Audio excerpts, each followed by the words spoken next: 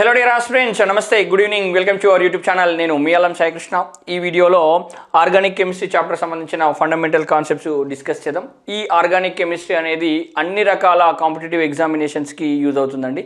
మరి organic chemistry అంటే ఏంటి?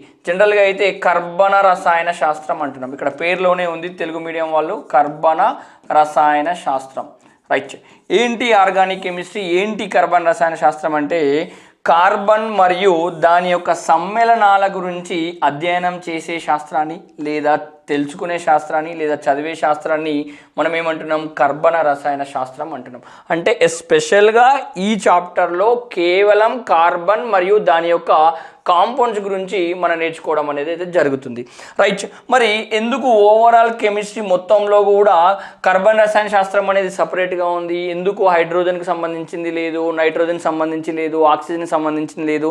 118 ఎలిమెంట్స్లో కేవలం కార్బన్ యొక్క సపరేట్ ఒక చాప్టర్ కార్బన్ రసాయన శాస్త్రాన్ని ఎందుకు నేర్చుకోవాల్సి వచ్చింది అంటే, వాస్తవానికి అన్ని మూలకాల సమ్మేళనాలను కంపారిజన్ చేసినప్పుడు కార్బన్కున్న సమ్మేళనాల సంఖ్య అనేది ఎక్కువగా.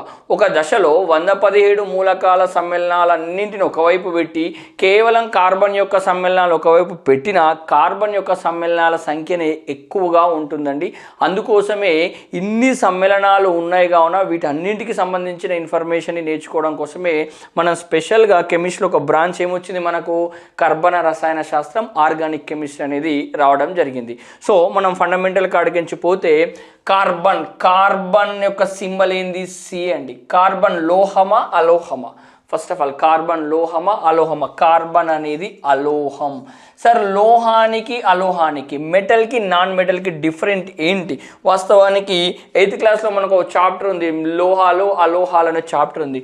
లోహాలకు కొన్ని ప్రత్యేకమైన లక్షణాలు ఉంటాయండి. ఏంటి లోహాలకు ప్రత్యేకమైన లక్షణాలు? ఏంటి?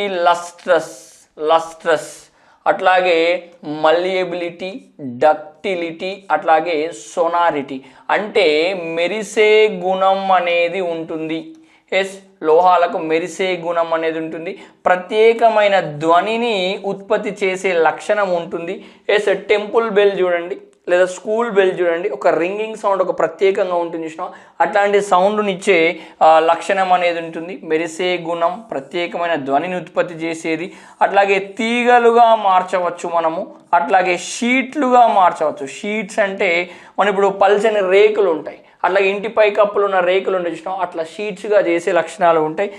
మెరిసే గుణం, ప్రత్యేకమైన శబ్దాన్ని లేదా ధ్వనిని ఉత్పత్తి చేసే లక్షణం,